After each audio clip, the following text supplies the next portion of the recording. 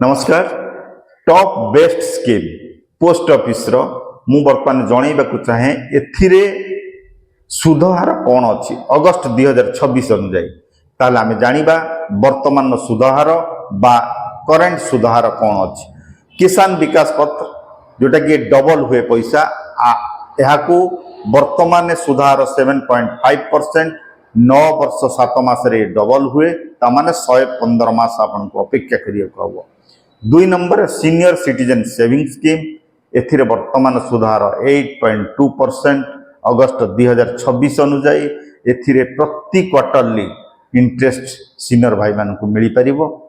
3 number Sukanya Samriddhi योजना ये कन्या मानक पाई जो माने कन्या कन्या करने को चाहते तेणुक ए स्कीम रे विनियोग करें। वर्तमान 8.2% सुधार वर्तमान स्कीम 2026 अगस्त अनुजाई चली। नेशनल सेविंग सर्टिफिकेट जहाँ को आम एनएससी बोली कहू एथिरे वर्तमान इंटरेस्ट रेट 7.7%।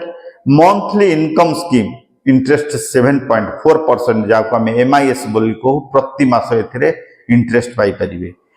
तापर शेष 6 नंबर आम जानिबा रिकरिंग डिपॉजिट जार सुधहार 6.7%।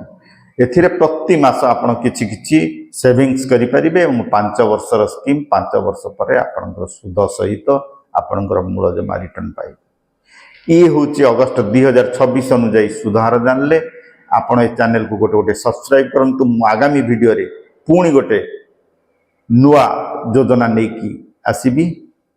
नमस्कार।